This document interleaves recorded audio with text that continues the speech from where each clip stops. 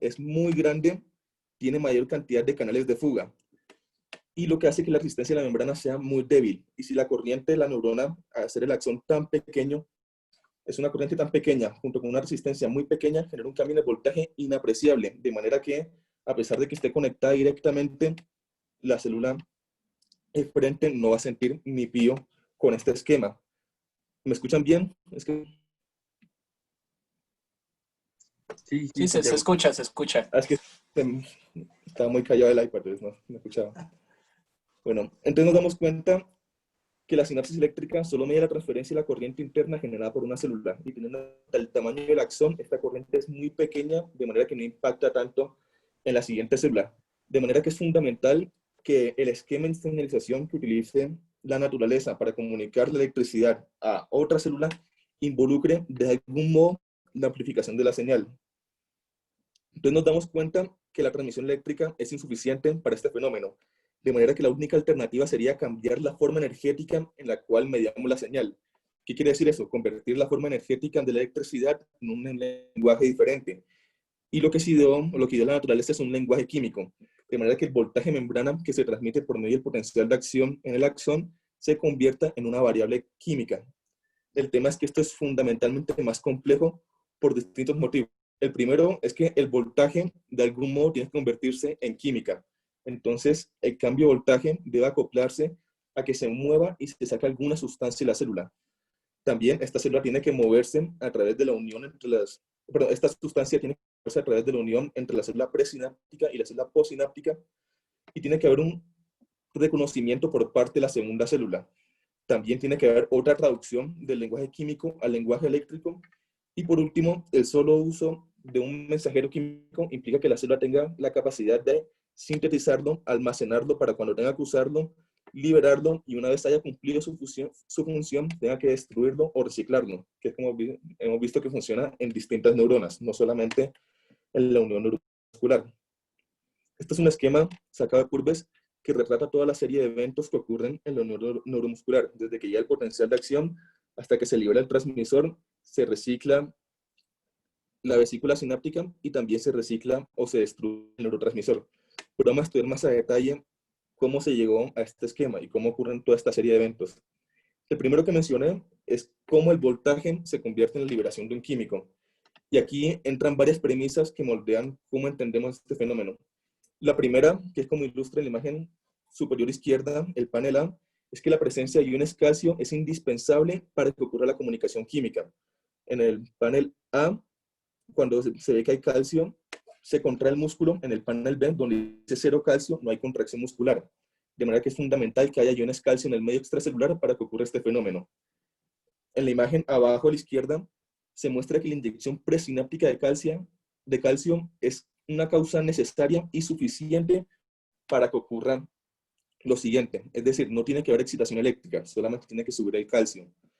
Y por último, y esto se revela en las sinapsis gigantes de calamar, y aquí entra un poco el orgullo patrio, porque la primera persona en descubrir esto fue Rodolfo Ginás, es que existe una corriente de entrada de iones calcio gatillada por despolarización. Entonces, a partir de estas premisas, se puede concluir lo siguiente. Lo primero es que la elevación del calcio citosólico es una causa necesaria y suficiente para que se libere el transmisor, independientemente si hay o no excitación eléctrica.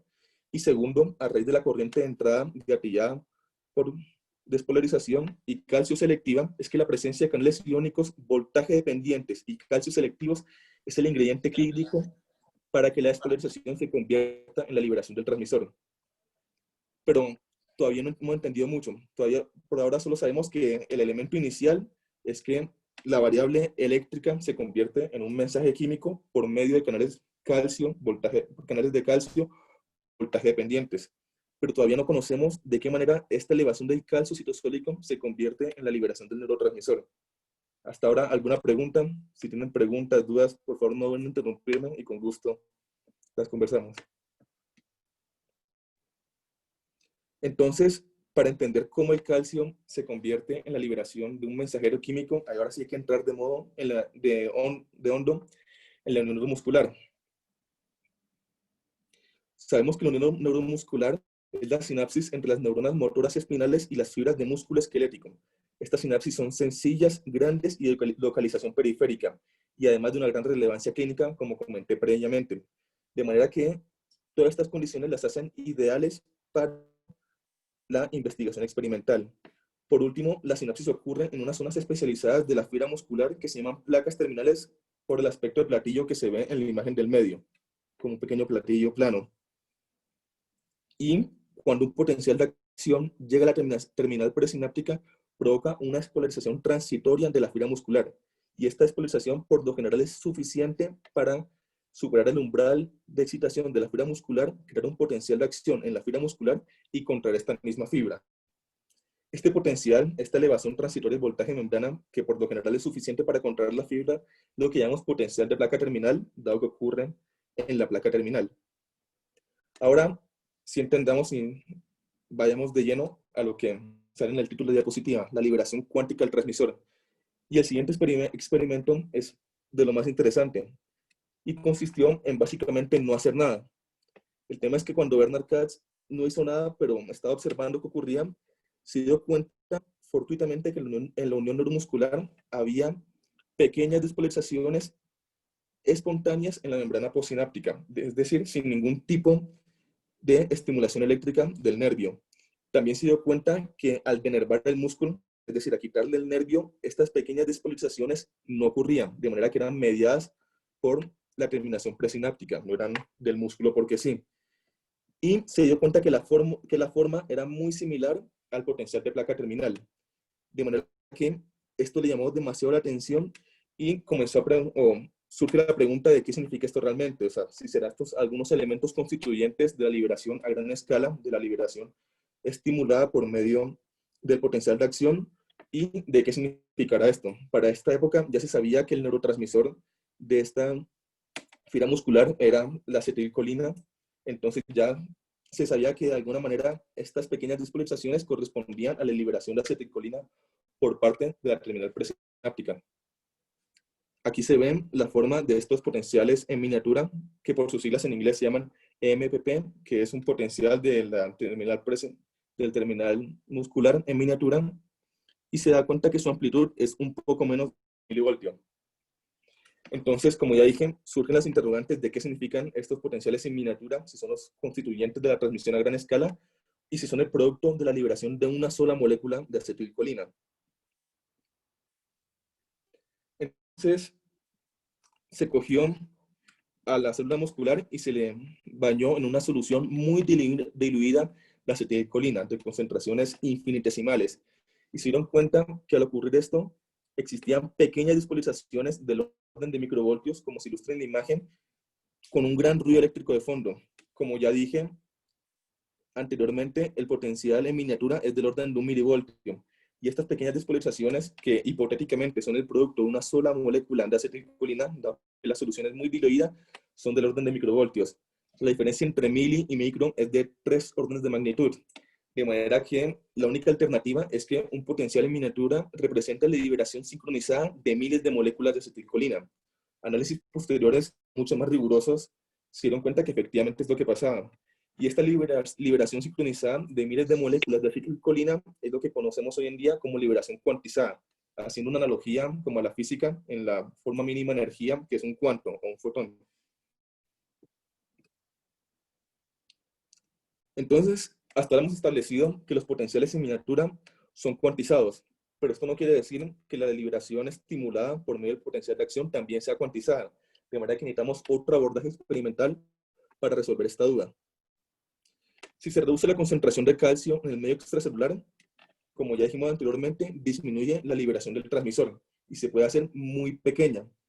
Y los científicos se dieron cuenta que al reducir la concentración en el medio extracelular, las respuestas producidas por la célula también se vuelven pequeñas, pero su tamaño varía de una forma muy peculiar, que es como ilustra la imagen de abajo, ya que varía la amplitud del potencial de placa terminal, fluctúa en repeticiones sucesivas de valores discontinuos, es decir, en pequeños saltos, nunca en intermedios, y son valores discontinuos de un tamaño mínimo, es decir, este tamaño mínimo ocurre una vez, o el doble, o el triple, pero nunca ocurre la mitad de este tamaño, o 1.5 veces, o 2.5 veces. Y también se dieron cuenta que este tamaño mínimo de respuesta, la amplitud en voltaje, este tamaño mínimo de respuesta, viene siendo justamente el tamaño de un MPP. De manera que la liberación cuantizada, la liberación estimulada, perdón, también es cuantizada. Así que el potencial de placa terminal lo único que puede demostrar o representar es la ocurrencia sincronizada de un número entero de un potenciales en miniatura, es decir, varios potenciales en miniatura que se liberan sincronizadamente para formar el potencial de placa terminal. De manera que la liberación de acetilcolina ocurre en paquetes separados y cada uno es equivalente a un potencial en miniatura. Y lo que hace el potencial de acción al llegar al terminal presináptico es sincronizar la liberación de estos pequeños paquetes que cada uno representa un potencial en miniatura.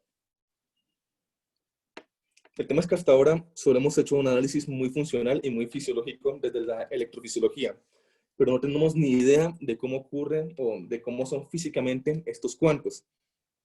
Y aquí fue fundamental la microscopía electrónica, ya que los estudios de microscopía electrónica se dieron cuenta que en el terminal de presináptico estaba lleno de pequeñas bolitas delimitadas por membrana. Y análisis bioquímicos demostraron que estas bolitas delimitadas por membrana estaban llenas de acetilcolina con una cantidad que correspondía a unas 5.000, 6.000 moléculas de acetilcolina por vesícula sináptica, de manera que sí correspondía a los análisis funcionales en el que la liberación de un MPP eran miles de moléculas de acetilcolina, entre 5.000 y 10.000.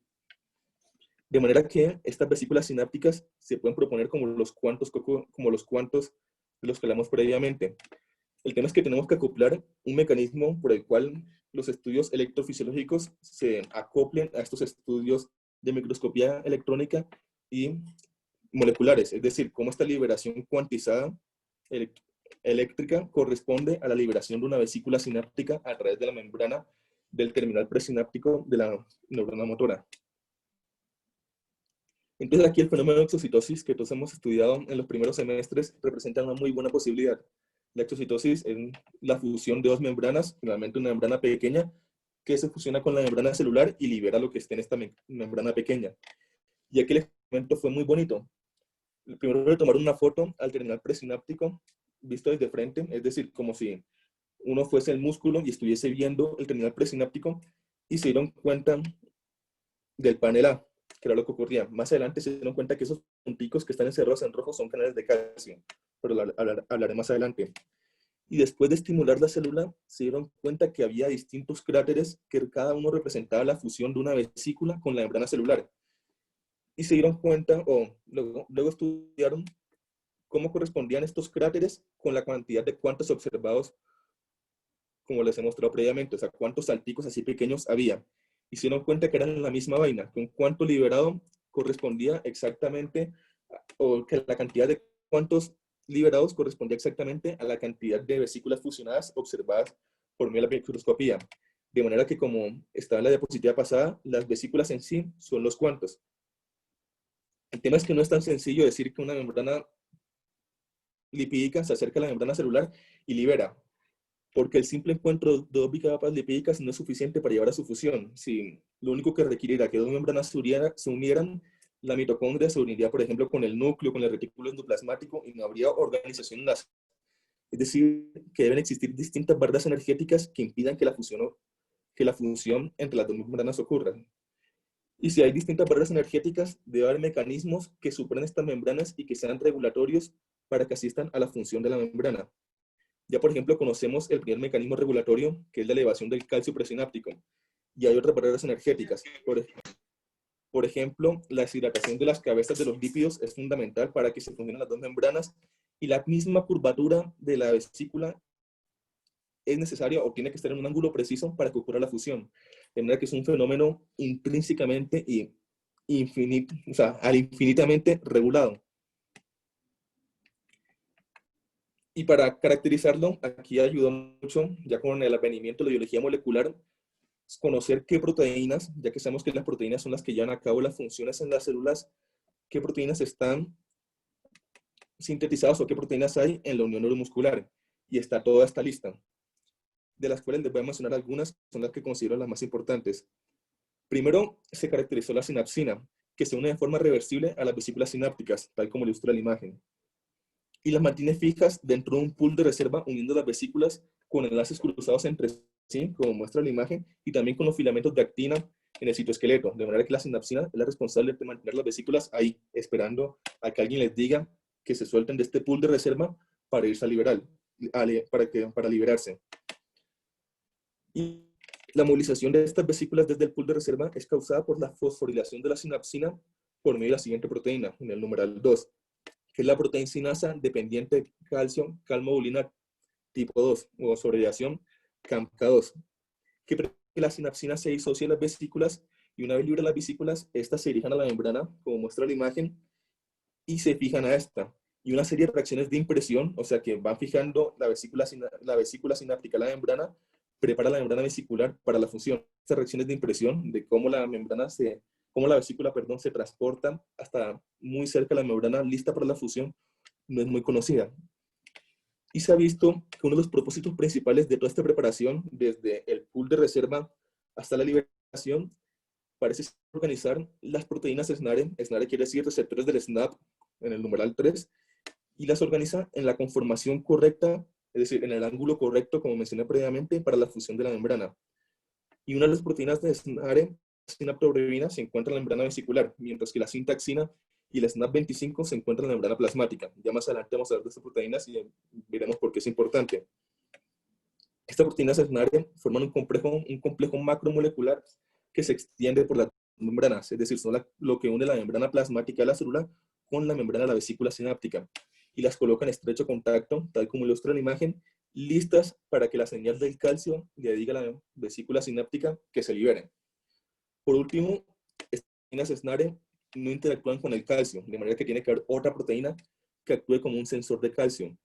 En este caso entra la sinaptotagbina, que se encuentra en la membrana vesicular, en la vesícula sináptica, y se une al calcio en las concentraciones similares a las necesarias para desencadenar la liberación del transmisor. Ya vamos a ver más adelante qué significan estas concentraciones, porque recordemos que la concentración intracelular del calcio es mínima. A las células no les gusta tener calcio adentro, salvo en momentos muy específicos, que suelen ser la liberación de un transmisor o la contracción muscular. De resto, el calcio se almacena en el retículo sarcoplasmático, como ocurre en el músculo esquelético o en el corazón, o vamos a ver más adelante en las neuronas cómo ocurre este manejo del calcio.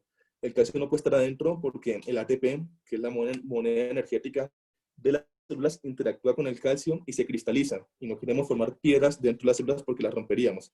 De manera que dentro de la célula no puede haber una concentración muy elevada de calcio. Esto es fundamental para entender un concepto adelante que también me parece muy bonito. Y por último, las vesículas no pueden estarse fusionando eternamente al terminal presináptico, ya que aumentaría la cantidad de membrana hasta un punto incontrolable y se lisaría, se rompería la célula.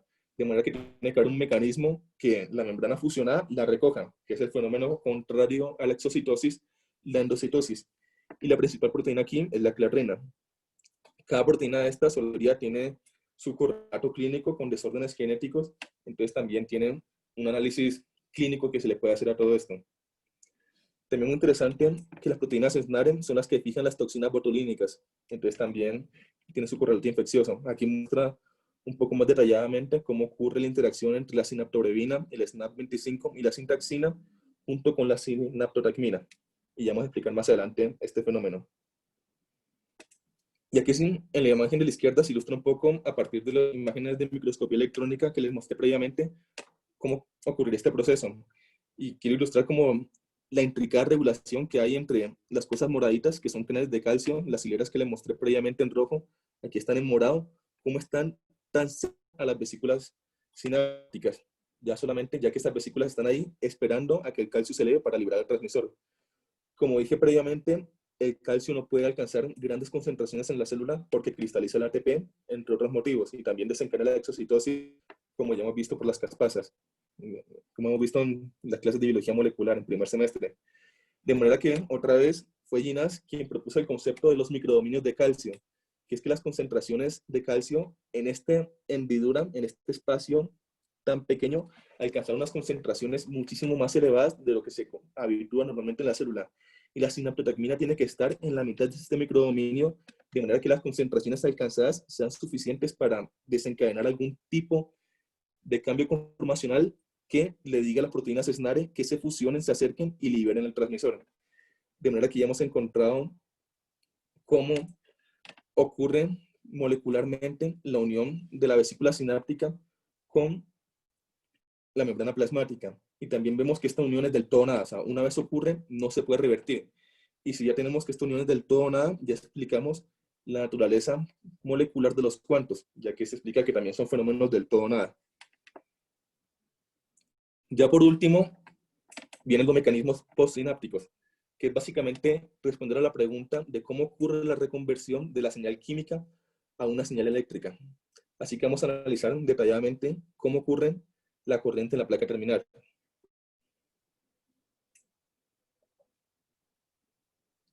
Entonces, lo primero es que la necesidad de ocasionar algún cambio en la corriente de membrana implica que deban existir canales iónicos, ya que sabemos que son los que median las corrientes eléctricas dentro de las células. Y el segundo hecho es que esta corriente tiene que estar mediada por la unión de la acetilcolina, de manera que tiene que haber algún receptor de la acetilcolina que le diga al canal iónico que se abra y media esta corriente. Sabemos que la sinapsis, los receptores hay de dos tipos.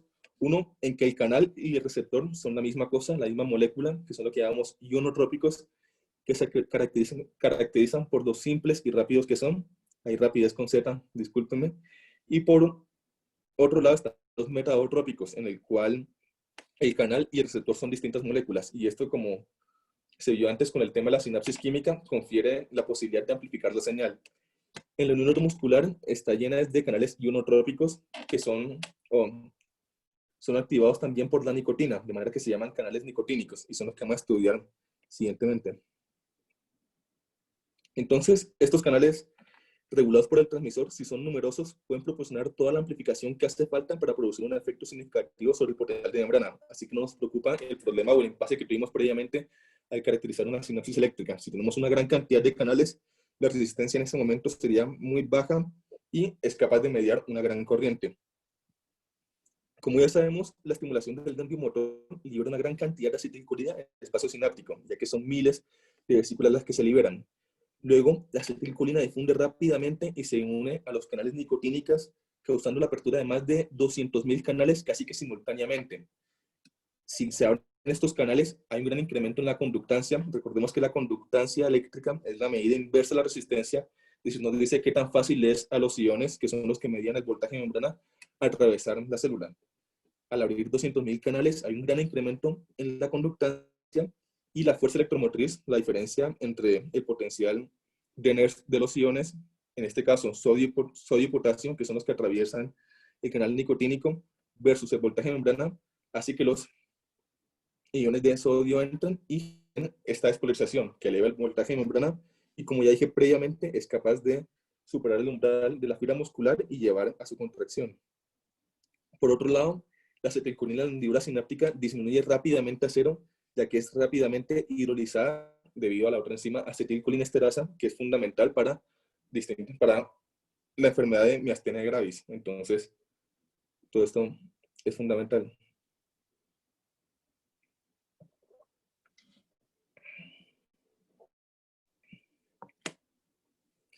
Entonces, vamos a analizar mecanísticamente cómo ocurre la corriente en la placa terminal. Lo primero que hay que tener en cuenta es que la conductancia sumada se debe únicamente a la suma de las distintas conductancias individuales. Es decir, la conductancia total es un producto de la cantidad de canales abiertos por la conductancia de cada canal. Aquí se ilustra en esta ecuación donde dice que la conductancia G es igual a N minúscula por gamma, donde N es el número promedio de canales abiertos y gamma la conductancia de un solo canal. Aquí lo que nos está diciendo es que la conductancia total se debe a sus elementos constituyentes, es decir, a cuántos canales hay abiertos. El tema es que N, la cantidad de canales abiertos, depende de dos cosas. Uno, pues de cuántos canales tengo determina cuántos se abran. Y dos, la probabilidad de apertura de cada canal. Y a su vez, si sabemos que el canal nicotínico es el receptor de acetilcolina y sabemos que este canal no es voltaje dependiente, la probabilidad de que un canal esté abierto depende en gran medida de la concentración del transmisor. De manera que la corriente en la placa terminal sería N minúscula por gamma por la fuerza electromotriz, es decir, la cantidad de canales abiertos por la conductancia de cada canal, por la fuerza que hace que los iones se entren, Y si expandimos más esto, la corriente sería al total de canales por la probabilidad de que cada canal está abierto por gamma, que es la constancia de cada canal, por la diferencia entre el voltaje de membrana y el potencial de reversión de este canal, que es alrededor de 0 milivoltios, ya que conduce tanto sodio como potasio. La ecuación anterior, perdón por el compliquen, lo que ilustra son estos 4 determinantes. Nos quiere decir que la corriente de la placa terminal depende de 4 cosas fundamentales: el número total de canales, la N mayúscula que les ilustré previamente, la probabilidad de que cada canal está abierto, de esto vamos a hablar más detalladamente. Tercero, la conductancia de cada canal abierto. Y cuarto, la fuerza motriz de los iones. Entonces vamos a analizar detalladamente el canal. Y cada una de estas implicaciones, principalmente la probabilidad de que cada canal está abierto y la fuerza motriz de los iones, tiene su correlato clínico. Por ejemplo, la fuerza motriz de los iones puede explicar de cierta manera por qué la hipercalcemia produce debilidad muscular. Perdón, al revés, por qué la hipocalcemia produce espasmos musculares, el signo de Chopstick y de Trousseau que hemos conocido. Vamos a analizar detalladamente el canal. Molecularmente se sabe que el canal está constituido de 2 subunidades alfa, una subunidad beta, una gamma y una delta. Y los sitios de acetilcolina se encuentran en la subunidad alfa, de manera que cada canal recibe 2 moléculas de acetilcolina. Y ambas moléculas tienen que estar ocupados ambos sitios para que ocurra una apertura del canal. Pero el tema es que este análisis o esta descripción molecular no nos dice mucho de lo que está pasando ahí. Entonces vamos a estudiar más detalladamente o vamos a buscar otros modelos para abordar cómo funciona este canal. Entonces lo que le mencioné previamente es la probabilidad de que el canal está abierto. Vamos a andar un poquito más en ese proceso. El tema es que, como he dicho antes, es una contradicción, dado que la situación no es tan sencilla en decir, como dije, que la acetilcolina llega, abre el canal, media la corriente y listo, chao. Ya que esto no explica toda la gama de fenómenos que se observan en la fisiología de la unión neuromuscular. Dado que si la cosa fuera que la acetilcolina o el agonista llega y abre el canal, no explica la diversidad de respuesta ante distintos agonistas. Por ejemplo, tenemos nicotina y acetilcolina. Este modelo diría que la diferencia en la respuesta es únicamente en la afinidad, es decir, qué tan afín es el canal para unir una u otra molécula. Y eso es todo lo que explicaría la respuesta. El tema es que hay un concepto que conocemos de farmacología que se llama agonistas parciales. Y son moléculas que, a pesar de que todas estén ocupando el receptor, es decir, independientemente de la afinidad, median distintas respuestas. De manera que la única diferencia no es la afinidad. También hay otro fenómeno incluso más complejo, que es el fenómeno de los agonistas inversos, que son moléculas que se unen en el mismo sitio receptor de la molécula y generan una respuesta contraria a la cual el agonista normal media. Es decir, un agonista inverso en este caso mediaría una corriente hiperpolarizante en vez de una corriente despolarizante. Entonces, si la acetilcolina cambia o aumenta la conductancia del canal, la alternativa no es que lo abra ya, sino que cambie el paisaje energético entre las distintas conformaciones del canal o no. Ya voy a andar más en esto. Y eso, el cambio del paisaje energético, lo que quiere decir es que le requiere menos energía al canal estar abierto que estar cerrado, de manera que va a propender estar abierto. Entonces, para salir de este impasse entre la diferencia entre afinidad y la respuesta, tengo que ilustrar otros conceptos y meter otras nuevas ideas en este razonamiento.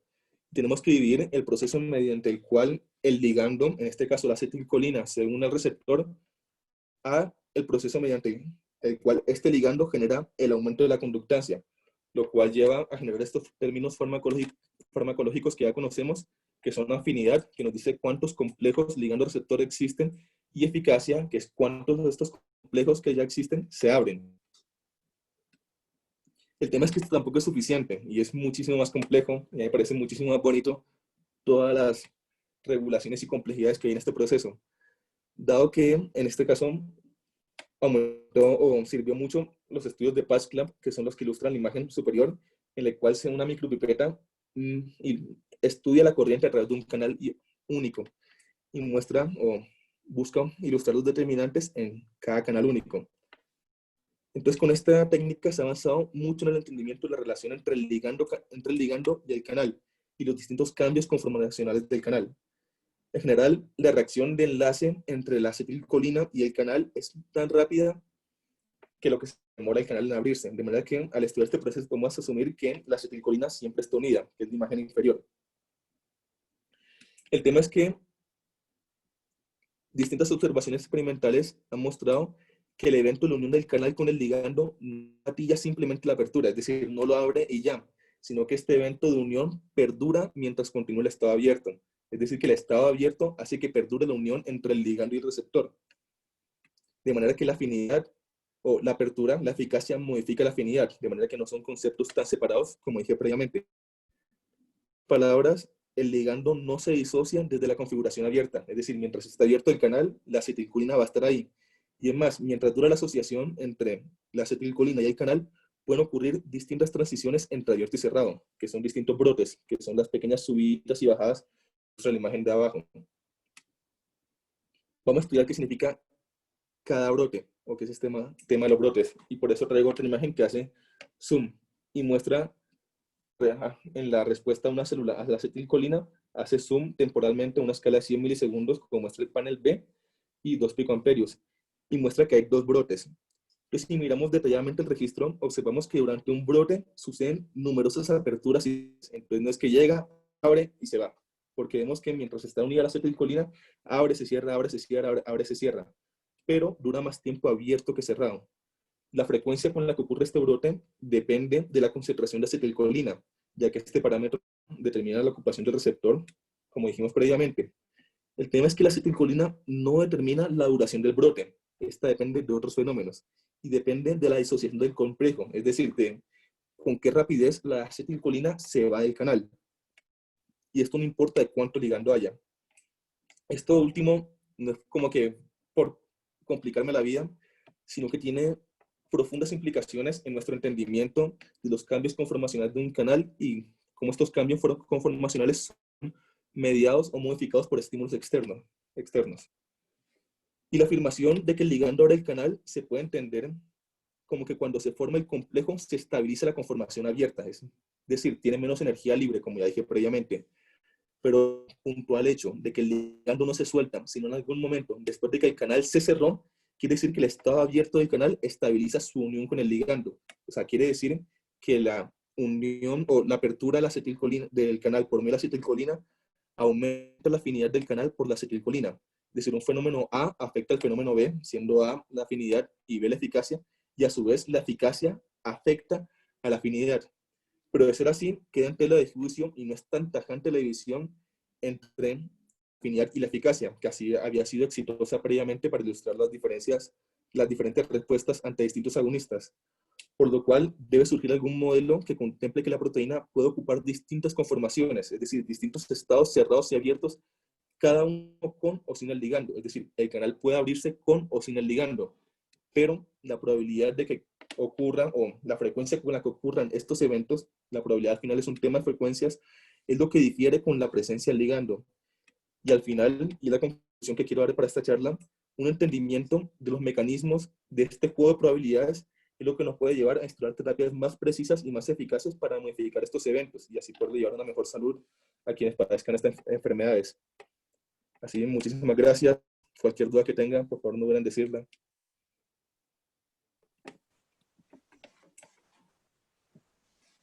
Muchas gracias, Santiago. Vamos a esperar unos minutos para que nos escriban sus preguntas por el chat. Nos las pueden mandar también interno o pueden prender su micrófono y decirlas. No sé si alguno de los doctores quiera comentar algo de la presentación. Sí, muy buena, Santiago, muy interesante, es un tema súper complejo y pues quisiera de pronto aprovechar la oportunidad de mostrar de pronto algo un poquito de aplicación como clínica, además de las preguntas de pronto que tengan y también aprovechando que está Sebastián, para hablar un poquito de qué contextos puede servir como esto del entendimiento de lo que es la unión neuromuscular. Entonces uno lo puede entender en 4 contextos que de hecho Santiago lo habló en el caso de la miastenia gravis, en el contexto, por ejemplo, del efecto que tiene la toxina botulínica, en el contexto de algunas enfermedades, digamos, de autoanticuerpos contra receptores o contra subunidades de los receptores de acetilcolina y en el contexto de la intoxicación por organofosforados, como en el síndrome intermedio. Entonces voy a mostrarles una, y de pronto Sebastián nos puede hablar también un poquito de cómo clínicamente se ven esas alteraciones de la unión en neuromuscular y si son tan frecuentes. A ver si Sebastián nos ayuda un poquito, aprovechando que es neurólogo clínico. A ver si nos ayuda un poquito. Sebastián. Claro que sí, doctor. ¿Quiere, doctor, mencionar primero algo adicional o quiere que yo hable como de la parte clínica de una vez? Usted me dirá. Pues si quieren yo les muestro una presentación que tenía vieja, antes de que tú hables de la parte clínica, de una cosa que presenté en un congreso de neurología, precisamente de alteraciones de la unión neuromuscular. Hecho, doctor. Entonces, Bueno, esto qué lo, pena lo que un momentico, es que quería decir como me equivoqué, me acabo de caer en cuenta, yo dije que la miastenia gravis era contra la acetilcolinesterasa y no, es contra el canal nicotrínico del que estábamos hablando ahí. sí, Tuve un pequeño lapsus, sí. qué pena con ustedes. Sí, esto ya lo habíamos hablado, esto ya lo habían visto. Estos son como un poquito más en detalle. Sí, digamos, uno de los primeros contextos de esto de que estaba hablando Santiago era precisamente el efecto de la toxina botulínica y otras toxinas como por ejemplo el toxoide tetánico. Entonces, por ejemplo, la toxina botulínica tipo A es la que rompe, más que unirse, lo que hace es romper y fraccionar esta proteína, la SNAP25, mientras que la toxina botulínica tipo B rompe aquí la sinaptobrevina. En nuestro medio lo que tenemos es toxina botulínica tipo A o Botox, y en Estados Unidos está la toxina botulínica tipo B. Entonces, para hablar un poquito del contexto clínico, Sebastián, no sé si nos puedas hablar un poquito de los usos de la toxina botulínica en el contexto clínico, ¿sí? O sea, ¿para qué más se utiliza la toxina botulínica? Sí, doctor, sí, señor. Pues puntualmente, desde el punto de vista de neurología, el uso más común de la toxina botulínica es principalmente en la esfera de trastornos del movimiento. Nosotros lo vemos empleado en condiciones clínicas como el blefaroespasmo, las distonías focales, algunos tipos de distonía segmentaria, el temblor distónico, y se usa también para la espasticidad en acebo isquémico. Como el doctor lo mencionaba, solamente tenemos acá toxina botulínica tipo A en Colombia. Hay distintas marcas que difieren en sus excipientes y también difieren en la capacidad de producir autoanticuerpos. Eso es lo que comercialmente y en la clínica se ha visto mucho, y es que el efecto de la toxina botulínica aproximadamente dura de 80 a 90 días, más o menos un promedio de 3 meses. Usualmente cuando se usa un tipo de toxina botulínica versus el otro, tiene un tiempo menor de efectividad o de acción precisamente por la formación de autoanticuerpos. Esa formación de autoanticuerpos son dirigidos directamente contra la molécula y evitan entonces que la molécula haga esa altura o que pueda deshacer esa porción de la SNAP25 de la sinaptobrevina, en el caso de la toxina botulínica tipo B, que pues solamente es experimental porque nosotros tenemos la toxina botulínica tipo A. Esos anticuerpos se forman, no solo se disminuye el tiempo en el que el paciente requiere la dosis de toxina botulínica, sino también pues favorece el fracaso terapéutico. Entonces, dependiendo de la condición que tenga el paciente, se necesita a veces más dosis o se necesita una mayor concentración de la toxina botulínica. Eso pues va a depender de cada paciente y usualmente cuando se aplica un solo, por decirlo así, como una sola línea de toxina botulínica, no sé, yo no vengo acá a hablar de cosas farmacéuticas, pero sí, yo hablo por ejemplo de Botox versus Dysport, que son como las dos marcas, una de las dos marcas más grandes que se tienen en toxina botulínica. Usualmente el paciente va a responder a una, porque hagan de cuenta que se crea como una respuesta individual o como una unión más favorable respecto a un tipo de toxina botulínica que el otro. Y eso es más o menos lo que vemos en la clínica. Estos ciclos de aplicación pues varían mucho, varían dependiendo de la parte del cuerpo que esté afectada. Y en el caso de espasticidad en acebo isquémico, se usan cuando la espasticidad usualmente no ha respondido a otro tipo de maniobras o de estrategias terapéuticas, como son la rehabilitación física, que es lo más importante, y otro tipo de medicamentos que a veces se pueden usar, que son los neuromoduladores, que no solamente sirven flor, sino pueden hacer fenómenos de plasticidad neuronal que favorecen esa misma rehabilitación. Se usa también el baclofeno, en caso de que el paciente lo tolere, porque tiene un efecto adverso importante y es la hepatotoxicidad, y ahí sí se llega entonces al contexto de la toxina botulínica. Listo, muchísimas gracias. Bueno, y el otro contexto de la toxina es en el casos de botulismo que ocurren en intoxicaciones alimentarias por Clostridium tetani. Entonces los pacientes pueden hacer una parálisis muscular generalizada y hacer estados de enclaustramiento y se pueden morir. Ahí me gustaría, doctor, añadir de pronto un poquito de eso que está mencionando. Si bien el toxoide tetánico y la toxina botulínica, pues ambas actúan sobre el complejo SNER, una diferencia muy importante para los que vamos a ver eso pues, en clínica, el botulismo genera precisamente una parálisis flácida porque no cruza barrera hematoencefálica la toxina botulínica tan fácilmente y afecta sobre todo las neuronas que liberan acetilcolina en la placa neuromuscular, mientras que el toxoide tetánico cruza la barrera y va a generar la misma inhibición de la liberación de neurotransmisores, pero de GABA y glicina en las interneuronas inhibitorias de la médula. Entonces, por eso, cuando ustedes tienen a alguien con tétano, lo que ven es una parálisis, pero una parálisis espástica, porque no están inhibiendo las motoneuronas de la médula espinal. Eso, excelente, excelente aporte. Además que sería bueno, ya que hay estudiantes de todos los semestres que revisaran cómo son las características de las heridas tetanógenas y cómo es el protocolo para saber en qué tipo de pacientes hay que vacunarlos contra el tétanos o cómo es el manejo. Eso es fundamental para cualquier médico, sea ortopedista, cirujano plástico, médico de urgencias. Tienen que saber las características del uso digamos, de las características de una herida tetanógena y cuándo utilizar la vacuna y otras terapéuticas para el tétanos. Esto ya lo habían visto. Esto es algo también súper interesante y están viendo mi imagen, ¿cierto? Sí, señor. Ah, listo. Aquí, este es el papel que tienen también las células gliales. Por ejemplo, hay unas células de Schwann que regulan la liberación de la acetilcolina. O sea, no todo es también digamos, regulado por el potencial de acción, sino que las células de Schwann pueden también liberar, digamos, algunos neuromoduladores, como por ejemplo el óxido nítrico para limitar la liberación de la acetilcolina. Y esto es importante porque, bueno, ustedes ya lo vieron, ya Santiago lo explicó súper bien. Esto es más o menos cómo es el desarrollo de la unión neuromuscular desde el punto de vista como embriológico. Y ustedes ven que la acetilcolina no está solita, sino que tiene unas proteínas que se encargan de acompañarlas. Y estas son unas proteínas que son muy importantes desde el punto de vista clínico, que son las proteínas MUC y la LRP4, que son proteínas que acompañan a la acetilcolina para que queden insertadas en el sitio de la membrana. Entonces, cuando hay una serie de patologías en las cuales hay autoanticuerpos contra estas proteínas, o sea, los anticuerpos pueden estar contra el receptor nicotínico, pero pueden haber anticuerpos contra estas proteínas que están alrededor del receptor y estas proteínas lo que hacen es llevar el receptor al sitio donde está el punto de liberación de la acetilcolina, ¿sí?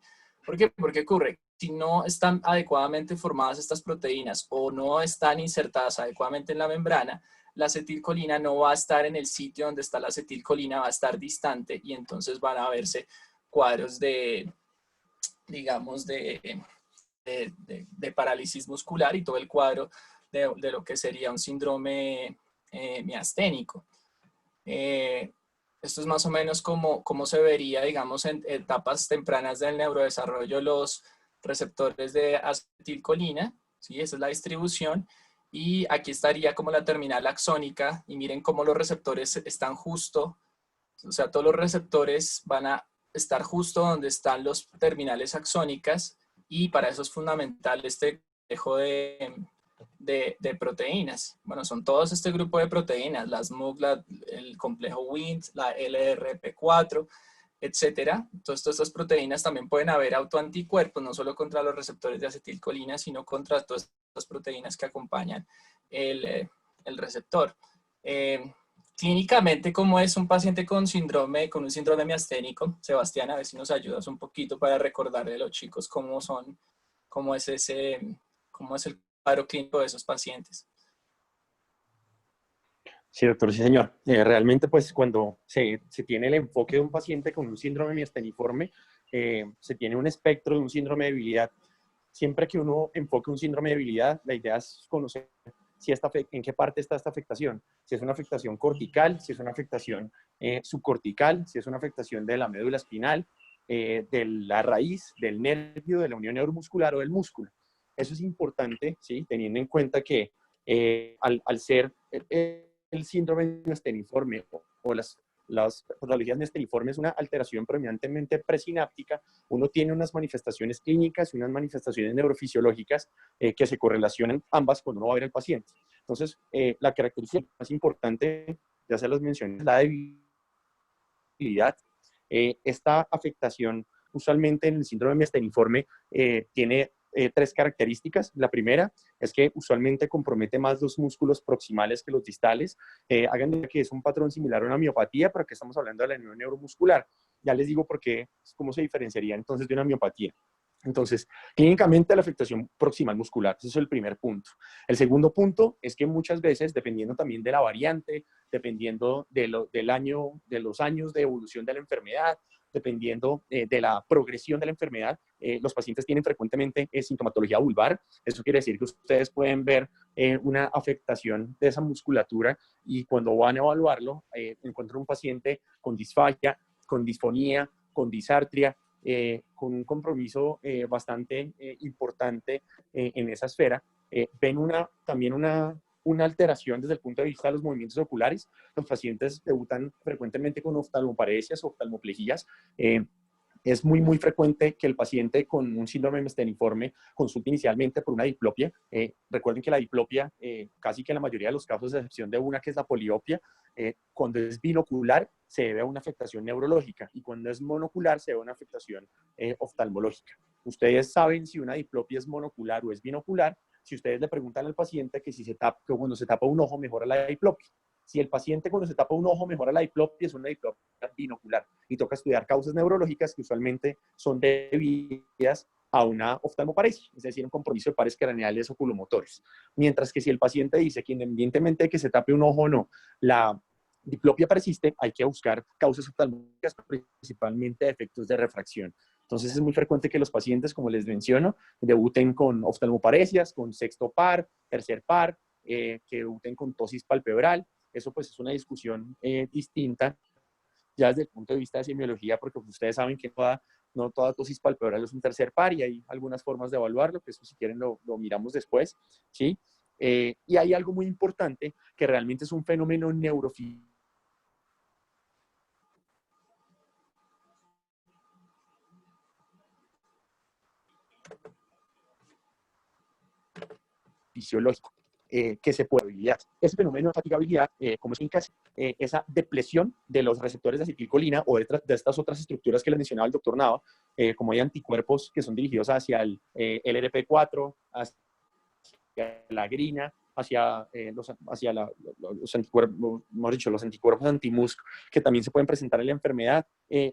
Al haber un compromiso de esas estructuras que regulan la liberación de neurotransmisor, o sea, la liberación de acetilcolina, a medida que yo realizo un estímulo repetitivo, el paciente va a sufrir una fatiga o un agotamiento tanto en la intensidad como en la consecución del movimiento. Entonces es muy frecuente que nosotros en la clínica apliquemos estas pruebas de fatigabilidad, que les voy a mencionar una de ellas, hay varias, pero la que les quiero mencionar es la prueba de sostenimiento de la mirada vertical superior. Ustedes le piden al paciente, suben ustedes el dedo o le ponen simplemente una guía para que haga una supraversión de la mirada y le dicen que sostenga la mirada de 30 segundos a un minuto.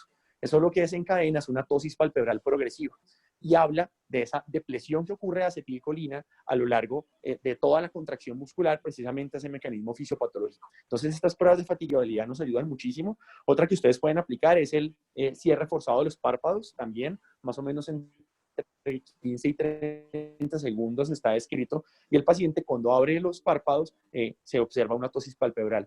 Todas estas son pruebas de fatigabilidad que se pueden evaluar a la cabecera del paciente y que nos hablan de un posible síndrome miasteniforme. En el caso de una miopatía, la miopatía sería una debilidad continua, más no habría una fatigabilidad, no habría un deterioro. Y eso es forma para diferenciar las dos entre tantas cosas. Además que la miopatía, si no es una miopatía que son con predilección de afectación de musculatura vulvar u ocular, pues no tiene afectación de esto. usualmente casi que el 80% de las miopatías que no son congénitas y que especialmente son inflamatorias, pues no tienen afectación ni de la porción ocular ni de la porción vulvar. Y eso también les ayudaría a diferenciarlo a ustedes. Muchísimas gracias. Y están viendo esta imagen de la parte inferior a la derecha, ¿cierto? ¿Sí la ven? ¿Me confirman? Sí, doctor. Sí, doctor.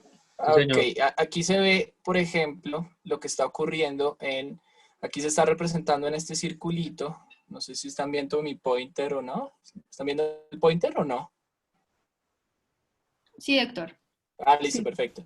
Aquí se ve, por ejemplo, esto sería una terminal axónica y esto, por ejemplo, podrían ser una recubierta de células de Schwann no mielinizantes que regulan la liberación del neurotransmisor. Entonces aquí muestra en condiciones normales, aquí se está registrando, menos mal, Santiago me ha mostrado las imágenes de cómo es la liberación espontánea de acetilcolina, porque precisamente aquí se está registrando la liberación espontánea de acetilcolina. Entonces aquí se ve que hay muy poca, digamos, esta pequeña línea hacia arriba podría ser un potencial de placa motora terminal miniatura, ¿cierto? ¿Cierto? Hay muy poca actividad espontánea. Aquí se ve en el microscopio electrónico, digamos, la terminal sináptica y todo esto que se ve como negro son mitocondrias. Y aquí se ve cuando se estimula ese axón, pues entonces se produce una potencial de acción, se liberan todos los cuantos de acetilcolina, que pueden ser hasta 60 quantums de acetilcolina, y cada cuanto va a tener unas 10.000 moléculas. Entonces se va a generar una liberación de unos 600.000, 500.000 moléculas de acetilcolina, 2 moléculas de acetilcolina por cada receptor de nicotínico de acetilcolina, y entonces va a generar esta respuesta evocada luego de la activación del potencial de acción y la liberación de la acetilcolina. Y ahora se ve lo que ocurriría, por ejemplo, si tuviéramos una serie de anticuerpos contra el nervio periférico, entonces habría un estado de hiperexcitabilidad, habría una liberación espontánea de acetilcolina, y luego cuando se estimula ese nervio periférico, no va a haber actividad. Lo mismo ocurriría, por ejemplo, si hubiesen anticuerpos contra esas estructuras adyacentes, como por ejemplo digamos, esas células de Schwann que modulan de alguna forma la liberación del neurotransmisor. En ese caso, por ejemplo, mediante anticuerpos contra esas células de Schwann, habría una liberación espontánea de acetilcolina y podría ocurrir dos situaciones. Uno, que haya una depresión de vesículas sinápticas, de tal forma que cuando se estimula el nervio no se libera acetilcolina, o lo otro, un mecanismo de desensibilización, ¿sí? Que la desensibilización ocurre cuando uno tiene una activación persistente del receptor. En ese caso hay una endocitosis del receptor y eventualmente el receptor no va a funcionar y no va a generarse respuesta. Entonces, finalmente, esto es para mostrar que un aumento de la actividad espontánea de la acetilcolina va a generar entonces que cuando se quiera activar ese músculo por la activación de ese nervio periférico, no se va a generar esa liberación y esa respuesta postsináptica.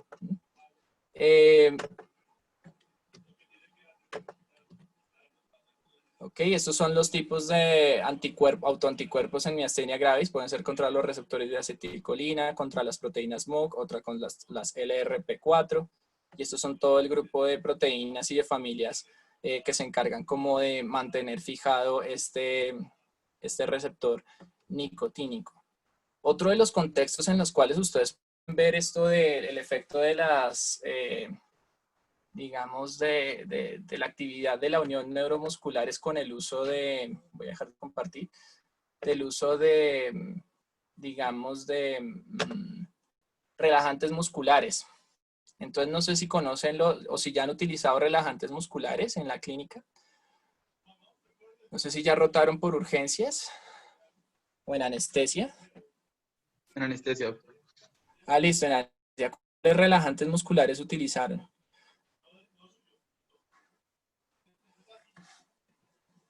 ¿Recuerdan algunos de esos relajantes musculares? Rocuronio, decuronio. Ajá. Succinilcolina, por ejemplo. Y la succinilcolina, ¿cierto? Entonces, ¿se acuerdan cómo funcionaban esos dos fármacos, más o menos? La succinilcolina básicamente es, digamos, una variante de la acetilcolina molecularmente es muy afín, y tan afín que se queda despolarizando el músculo y lo mantiene en ese periodo refractario en el que no se puede volver a estimular. Por eso se dice que pues, es un agente despolarizante. Ujú. Y el rocuronio, digamos, todos esos son derivados del curare, lo que hacen es pegarse, competir contra el sitio de unión de la acetilcolina en el receptor. Eso se denominan relajantes no despolarizantes. Ahí lo interesante de la succinilcolina, como dice Diego, es que cuando se pega de forma irreversible al receptor, no se hidroliza y permanece pegado todo el tiempo. Genera inicialmente los potenciales de placa motora terminal, pero si se mantiene despolarizada la fibra muscular durante mucho tiempo, los canales de sodio voltaje dependientes del músculo se inactivan. Y cuando se inactivan, no generan nuevos potenciales de acción que irían por el túbulo T y facilitarían la liberación del calcio digamos, del retículo sarcoplásmico para generar la contracción muscular. Algo muy parecido, bueno, entonces eso ocurre como una especie de inactivación secundaria a la despolarización del canal. Hay unas condiciones clínicas también que son más o menos raras, yo no sé si Sebastián ha visto alguno, de paramiotonías y parálisis periódicas. No sé si has visto alguna, clínicamente, ¿cómo se ve? Doctor, yo no he visto clínicamente, pero pues, tuve la oportunidad de estudiar a lo largo de mi formación especialmente, digamos, de la parálisis periódica. Y la parálisis periódica se puede dividir como en varios espectros. Uno de ellos es que la parálisis periódica puede ser hipocalémica, hipercalémica o normocalémica. Y el otro es que estas parálisis periódicas pueden estar asociadas a enfermedad tiroidea o no asociadas a enfermedad tiroidea. Entonces, lo que se observa en ese tipo de patologías es más o menos algo que puede ocurrir con la succinilcolina, como lo estaba mencionando el doctor, y es que se puede mediar o se puede regular las concentraciones de potasio intra y extracelulares. En el caso de la succinilcolina, por ejemplo, ustedes saben que es importante tener en cuenta que en caso de que el paciente haya tenido lesiones por aplastamiento o tenga alguna enfermedad neuromuscular crónica, el riesgo de que la succinilcolina haga su efecto persistente desde el punto de vista despolarizante, haga una alteración de las concentraciones de potasio, favorezca la hipercalemia y pues favorezca las complicaciones cardíacas en el paciente.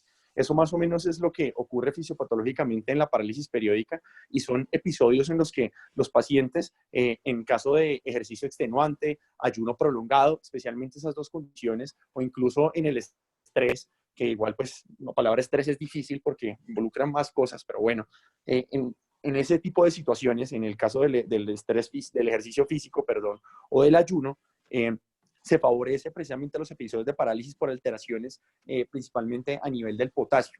Y ocurre usualmente en pacientes en una edad más o menos entre la segunda, tercera década, incluso puede extenderse hasta la cuarta década de la vida, y mejoran literalmente, o los pacientes refieren que mejoran estos episodios con el reposo y con el consumo de carbohidratos o la regulación de esos periodos de ayuno precisamente por ese mecanismo. Respecto a la paramiotomía, en este caso, doctor, se me viene a la cabeza la paramiotomía congénita. Realmente nosotros no vemos mucho de neuropediatría, pero sí es importante ese fenómeno clínico, porque hay como dos contextos importantes que uno puede ver, que también son neurofisiológicos, pero se pueden examinar en el paciente, que es el concepto de miotonía y paramiotonía.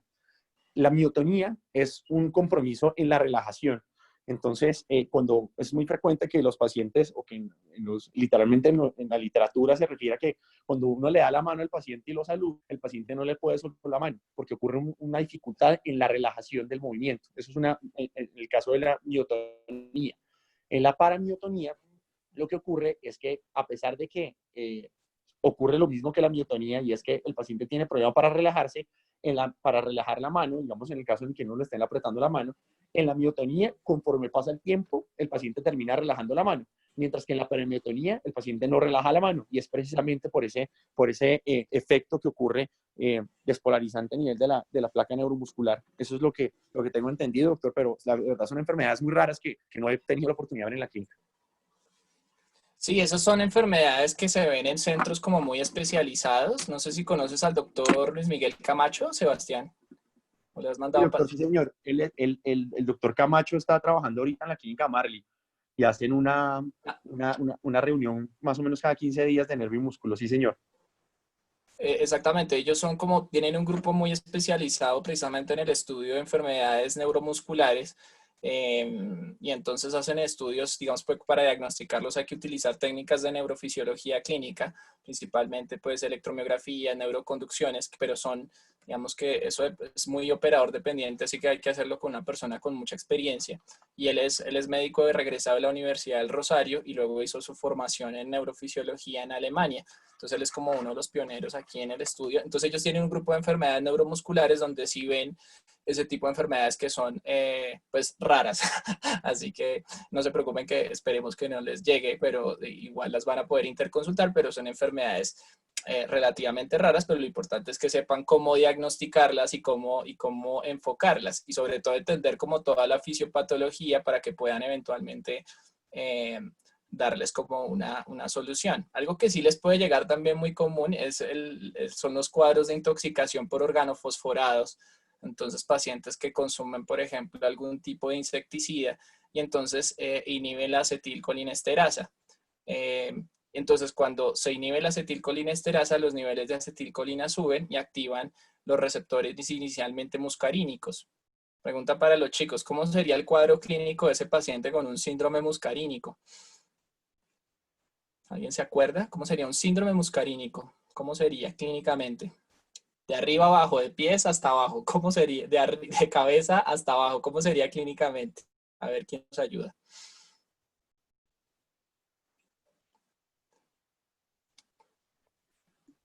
Bueno, pues básicamente los pacientes tendrían sudoración, lacrimación, visión borrosa, miosis, tosis. Bajando pues tendrían broncoespasmo, podrían tener tos, sibilancias. Bajando más ya el corazón tenían bradicardia, hipotensión. Ajá. Bajando más tendrían dolor abdominal, diarrea. Los ruidos intestinales, ¿cómo estarían? Estarían aumentados. Sí, tendrían eventualmente relajación de esfínteres. Sí, Entonces, sí. eh, así es como clínicamente uno vería a ese paciente tal como lo describió Alejandro, pero el efecto de la activación persistente del receptor nicotínico de acetilcolina generaría un cuadro de desensibilización del receptor, es decir, el receptor se endocita, el receptor también puede activar vías de señalización intracelulares que se encarguen de pronto de fosforilarlo, etcétera. Entonces el paciente puede hacer una cosa que se llama un síndrome intermedio, es decir, que hace una parálisis muscular que puede ocurrir 24, 48 horas después del cuadro clínico y entonces el paciente hace una parálisis muscular y puede hacer una parálisis respiratoria, es decir, hace una parálisis no solo de miembros superiores e inferiores, sino que puede hacer una parada respiratoria y ese paciente entonces hay que monitorizarlo y eventualmente intubarlo si hace un cuadro de síndrome intermedio. Eso es como también para que lo tengan en cuenta en un contexto clínico un poquito más aterrizado. Y bueno, pues no sé si hay más preguntas. Y bueno, y lo otro es lo de las serpientes, ¿no? Hay muchas serpientes que tienen efectos neurotóxicos. Sería bueno que también revisaran cómo reconocer una serpiente venenosa de una no venenosa. Hay unos criterios por si les toca hacer rueda en un área alejada. Y muchas de esas toxinas tienen efectos precisamente en la unión neuromuscular. Pueden afectar desde el receptor nicotínico o afectar la liberación del neurotransmisor. No sé si hay algo más de correlación clínica, Sebastián. Doctor, yo pensaría que un apartado ahí que mencionaron en la charla es lo del efecto de la acetilcolinesterasa o el papel que tiene la acetilcolinesterasa en los pacientes con miastenia gravis. Y yo, digamos, les quería mencionar dos contextos que uno sería una prueba a la cabecera del paciente y el otro sería un manejo sintomático. La prueba a la cabecera del paciente, no sé si ustedes tengan entendido o hayan escuchado sobre el ICE-PAC test o el test del hielo. Es muy frecuentemente usado en la clínica y es en los pacientes con tosis palpebral, entre 30 segundos a un minuto, hielo local y la tosis palpebral mejora.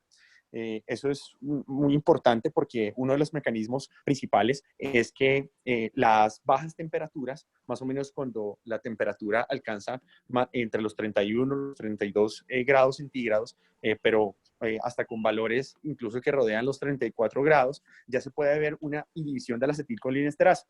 Si se inhibe la acetilcolinesterasa, aumenta entonces la disponibilidad de acetilcolina, favorece la transmisión a nivel de la unión neuromuscular y entonces la fuerza clínicamente mejoraría. Y es por eso que los pacientes con este ICE-PAC test mejoran. Eso es algo muy, muy interesante y es algo que nos indica que el paciente está cursando con un trastorno miasteniforme o con un trastorno postsináptico en general, precisamente por esa inhibición de la acetilcolinesterasa, ¿de acuerdo? Eso es importante desde el punto de vista de la ICE-PAC test.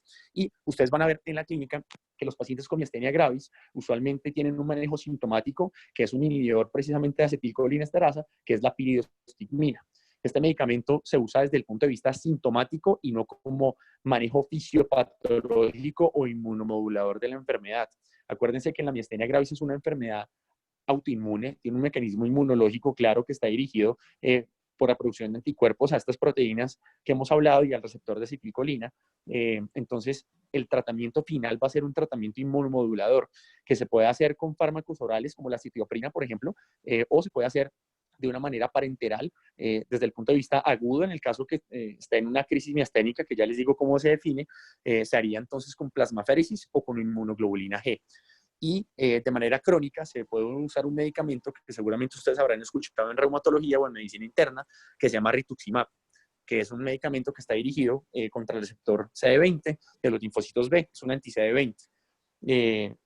La pirostigmina solamente entonces es sintomático, solamente sirve para mejorar la calidad de vida de los pacientes y al ser un inhibidor de la acetilcolinesterasa, pues favorece la disponibilidad de la acetilcolina, favorece que el paciente mejore los síntomas desde el punto de vista motor, pero es muy frecuente que cuando este medicamento se titule de una manera inadecuada, usualmente las titulas hacen entre 1 y 2 semanas, si se titula muy rápido, el paciente debuta con unos síntomas colinérgicos, como ahorita estaba mencionando Diego. Hay una mnemotecnia que si ustedes se la quieren aprender es útil, se llama Dumbbells, que es todos los síntomas que escribió Diego en una mnemotecnia que si ustedes la quieren tener en cuenta es muy útil. Y vemos que los pacientes en los cuales se titula mal esta dosis o se deja una dosis muy alta de pirostigmina, debutan con esos síntomas y la broncorrea puede ser tan importante, la broncorrea y secundariamente el broncoespasmo son tan importantes que pueden imitar una crisis miasténica, el paciente se orienta de una manera completamente diferente y lo que toca hacer es retirarle los inhibidores de acetilcolinesterasa. Una crisis miasténica, muchachos, se define como una necesidad de soporte mecánico de manera inminente en un paciente con un diagnóstico de miastenia gravis. Uno siempre piensa que cuando le hablan de crisis miasténica es un deterioro motor en el paciente con miastenia gravis y no es cierto. Una crisis miasténica es una inminencia, una necesidad de un requerimiento de soporte ventilatorio mecánico. Que una cosa diferente sea inminencia de crisis es que lo hace a uno como alertarse de que el paciente puede deteriorarse. Pero eso es una definición importante y miren cómo la administración inadecuada o las dosis inadecuadas de un medicamento puede uno hacerlo pensar que es una crisis miasténica cuando en verdad está en una crisis colinérgica. Si el paciente está en una crisis miasténica, de hecho no deberían suspenderse los inhibidores de acetilcolinesterasa porque esos medicamentos favorecen la función diafragmática y favorecen la recuperación respiratoria del paciente. Mientras si está en una crisis colinérgica, y de aquí la importancia de reconocer esos síntomas, lo que toca hacer es retirar el inhibidor de acetilcolinesterasa. Eso era lo que les quería mencionar porque es bastante importante, al menos en esa enfermedad. Y otro aspecto, además, importante es en los cuadros de botulismo. Esto tiene una historia muy interesante con las salchichas en Alemania y bueno, realmente lo que vemos, yo he visto un paciente con botulismo nomás en todo el tiempo y es característica la parálisis descendente. Eso es otra cosa que los puede ayudar a diferenciar en otros cuadros clínicos que tenga una afectación neuromuscular de una presentación aguda o patologías de nervio periférico que esté también de una presentación aguda o subaguda, como el Guillain-Barré, ¿sí? Hay espectros de Guillain-Barré que pueden tener afectación también ocular, como el síndrome de Miller-Fisher, ¿cierto? Pero si el paciente comienza directamente con síntomas oculares, luego comienzan síntomas vulvares, luego síntomas motores, o sea, una parálisis flácida descendente, siempre piensen en botulismo, muchachos. Listo, muchísimas gracias. No sé si Diego tengas algo más. No, doctor, muchas gracias por acompañarnos. Damos inicio con esta charla pues a nuestro módulo de enfermedades desmielinizantes. Se vienen ahorita unas charlas muy interesantes también para los miembros que nos están acompañando. Entre esas vamos a estar hablando de una charla de tétano, botulismo y difteria. Vamos a hacer también una charla de miastenia gravis y tenemos una charla que la va a dar Mariana de esclerosis lateral amiotrófica. Entonces, pues quedan cordialmente invitados para acompañarnos en las siguientes charlas y cerramos por el día de hoy. Gracias. Chao. Muchas gracias a todos. Un Muchas abrazo. gracias. Hasta luego. Vaya bien.